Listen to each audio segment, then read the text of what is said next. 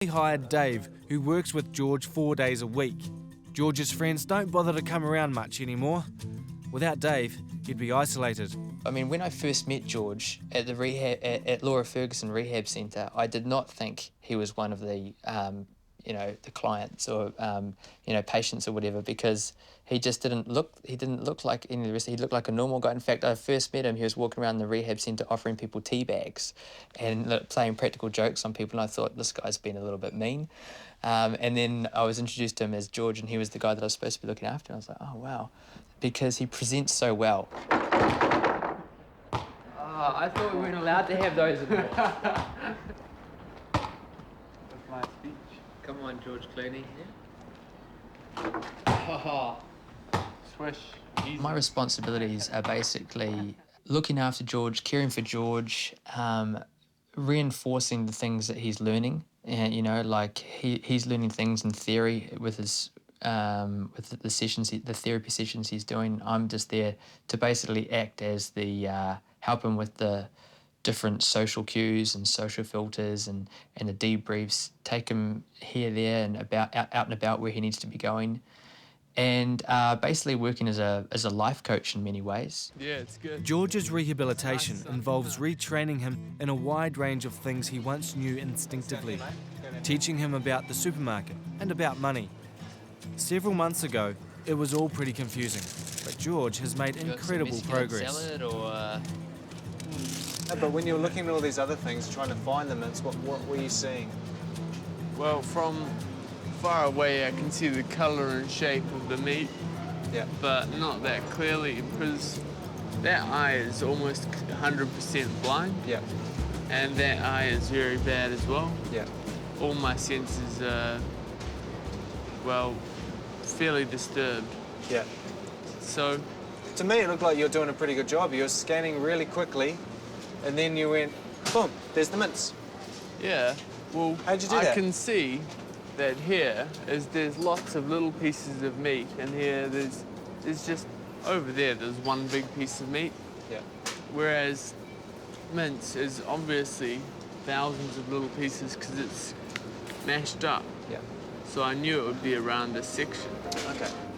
So you've committed everything to memory? Yeah.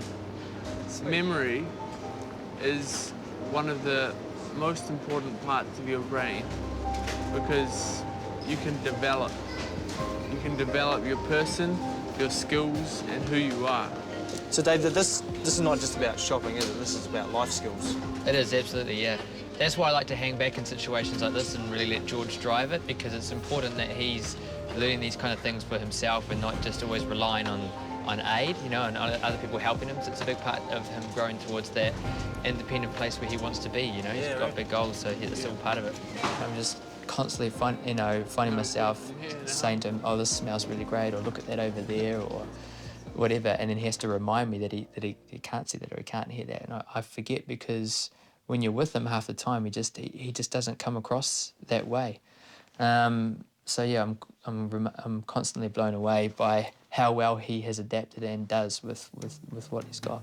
As George progresses, Dave comes up with new exercises and challenges. Right now, he's learning lawn bowls.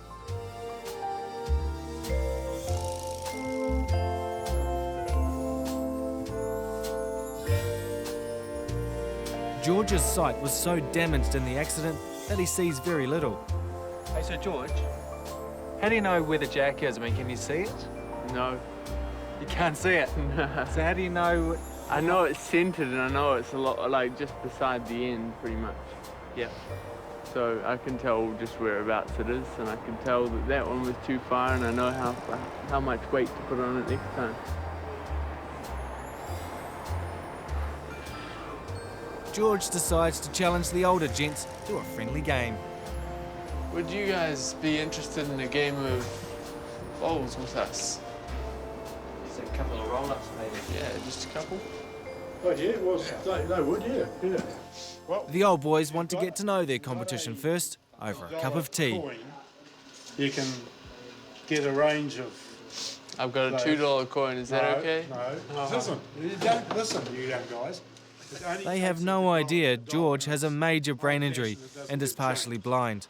But what you can do That's hot water, and that'll come free. And there's heaps of sachets, Oh, that coffee sounds sachets, good, yeah. and there's tea bags. Yeah. And that comes free. And that comes free.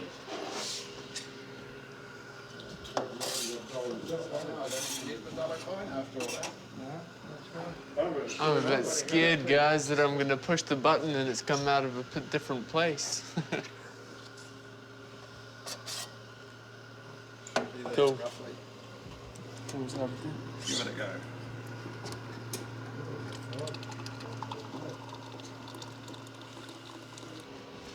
I'm blind in my left eye. That's No, thank you. Oh, yeah, thank you very much. Yes, yes. My right eye's not good either. Yeah. No, yeah, it was a nice car crash that my friend did with me in the car. Wasn't good. He's always been comfortable telling people that, in fact, that kind of seems to be his icebreaker with most people. Is he doesn't know someone, he's, first time meeting them, shake their hand, and boom, he'll go into his story about his accident. He's very comfortable talking about himself because it's a subject he knows quite well.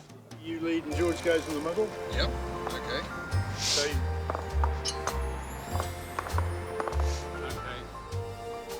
It's out of character. George seems nervous.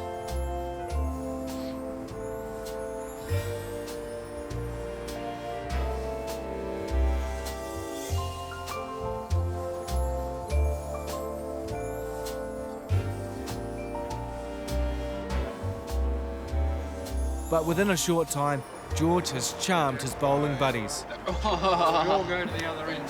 Bit too heavy. Yeah. Life's carried on much the same for the other teenagers who were in the car with George the night of the accident. George has been stripped of virtually everything that made up his teenage world, including most of his friends and his girlfriend. I had a girl who, well, I was pretty much with at the time of the accident.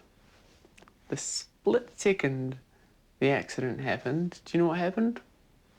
This is me. Chucked me away. Is it because I don't look as good? Oh well, I can find more understanding people. So what are you doing? Are you getting counselling? Yes. I'm getting therapeutic counselling and I'm going to occupational therapy and such, yeah. It's helping? It's helping a lot. It's helping a whole lot. It makes me think in a better way. I'm almost sure that if I wasn't going to counselling, then I would be a lot worse state.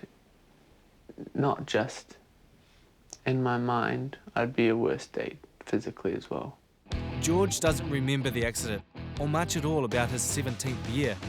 He doesn't like to talk about the past much, swinging the conversation back to his plans for the future. But he knows he's paid the price for getting in a car with a drunk driver. Because it was fun being drunk with them instead of them dissing you because you were like a softie or some stupid thing like that.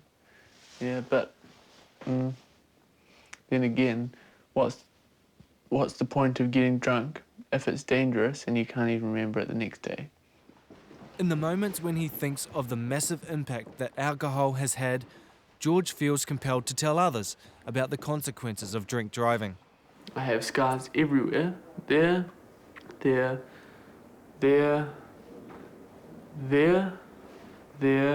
Well, it hasn't made life good. So I plead you to take care in every single way on the road. It is unbelievably important for you, not your life, not just your life, for others and the way they live.